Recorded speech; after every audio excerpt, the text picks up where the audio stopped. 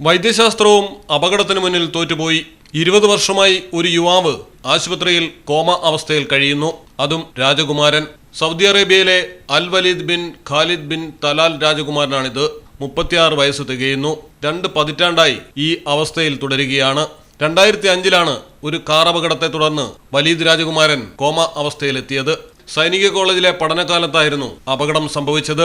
Comma അവസ്ഥയിൽ നിന്ന് ഇനി ജീവിതത്തിലേക്ക് ഒരിക്കലും തിരിച്ചു വരാൻ സാധിക്കില്ലെന്ന് ഡോക്ടർമാർ വിധിയെഴുതി. തുടർന്ന് വെന്റിലേറ്ററിൽ നിന്ന് മാറ്റാമെന്ന് തീരുമാനിച്ചെങ്കിലും അൽ വലീദ് രാജകുമാരന്റെ പിതാവ് അനുവദിച്ചില്ല. തുടർന്ന് 20 വർഷമായി ഒരേ കിടപ്പ്. കോമ അവസ്ഥയിൽ ഇടയ്ക്ക് രാജകുമാരന്റെ വിരലുകൾ ചലിച്ചിരുന്നു. തലയും ചെറുതായി ചലിച്ചു. എന്നാൽ പിന്നീട് വീണ്ടും യാതൊരു പുരോഗതിയും ആരോഗ്യനിലയിൽ രേഖപ്പെടുത്തിയില്ല.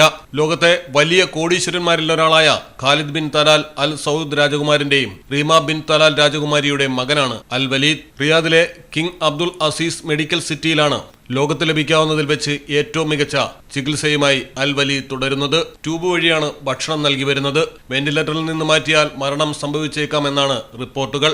ദൈവം തന്റെ മകന് മരണം കൽപ്പിച്ചിരുന്നെങ്കിൽ അന്നത്തെ അപകടത്തിൽ തന്നെ ജീവൻ നഷ്ടപ്പെടുമായിരുന്നു എന്നാണ് അൽ വലീദ് രാജകുമാരന്റെ പിതാവ് വിശ്വസിക്കുന്നത്.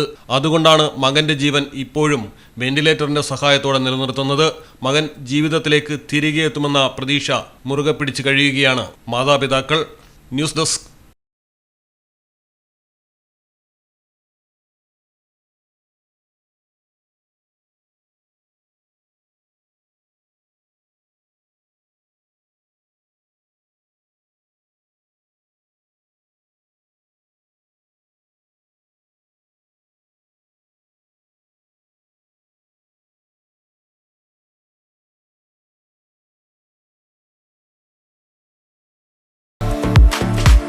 ക്ലാരസ് designer jewellery, Calicut road, Perinthalmanna.